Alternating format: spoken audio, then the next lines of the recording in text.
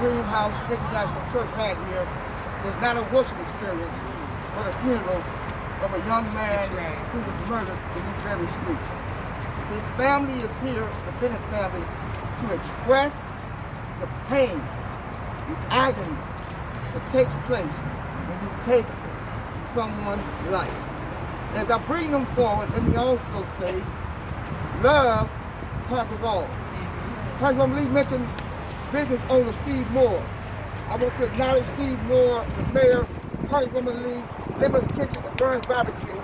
Because of love, this place serves 1,200 meals a day to families in this community, because you cannot pull a trigger and eat barbecue at the same time.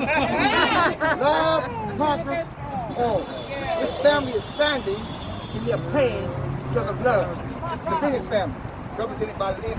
Reason number one, you don't take from that family, but you take from your family. And when you take from both of those families, you begin to destroy the village.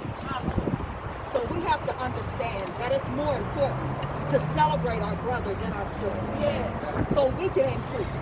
Number two, so we can break the curse that Satan has placed on us. And number three, it's devastating to the family. Not only to that family, but it's devastating to your family, because you cheat them out of everything that they placed inside of you. So we have to understand that it is not worth it. Love is more important. Yes. Celebrating your brothers and sisters are more important. Family is more important. And growing the village into the community, into the city, into the state is more important. Yeah. So let's learn how to love each other, celebrate each other, and understand that it is not worth it. Man. Is it worth it? Good. Not worth it. Thomas Bennett Jr. My God. He was an uncle. He was a big brother.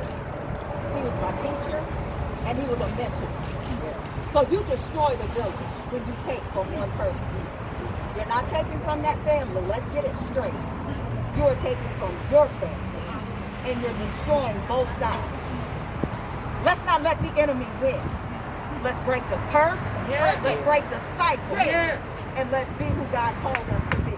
With your king and queen.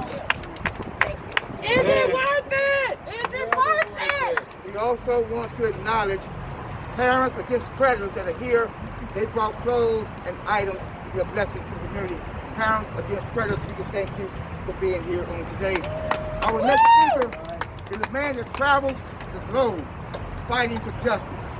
A man that's associated deeply with our brother who lost his life to police bloodshed. We bring a loved one, friend, prayer warrior, community warrior of George Floyd's family, the city of Houston, state of Texas, state of Louisiana. Wherever there's a problem, he shows up. That's right. Silky Slick. All right. I become like Houston's adopted son. On behalf of the George Floyd family, we show up, make sure that we give a message. And in this time where they're experiencing death today they're experiencing death in their families. The only reason that the brothers are not with me, they lost their father at this point. So on behalf of them, keep them in prayer, because this has been a struggle. 2020 has been hell for them and us. Now, one thing that we have seen, we've seen the economy fall, but we have not seen the murder rate fall yet. And one of the things that I always say, and I tell Pastor Decker and I tell many others, if you talk to some preachers or you talk to some pastors, they'll tell you that I'm at war with them, and I'm not. I'm at war with Satan, and it's not my fault that he has disguised himself to look like a pastor in times like these. So we have to be real with what we talk about. My issue is not ever with the drive-by shooter, because I stayed in the streets 33 years.